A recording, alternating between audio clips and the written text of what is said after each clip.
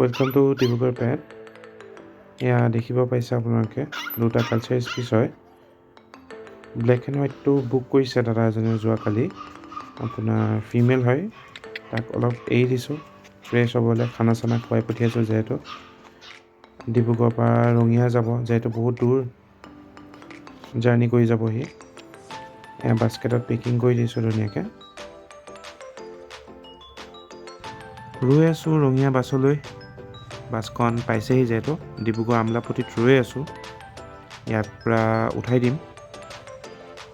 Culture স্পিচটো Rangia যোনটো যাব female হয়, ৰৈ আছোঁ বাছৰ কাৰণে।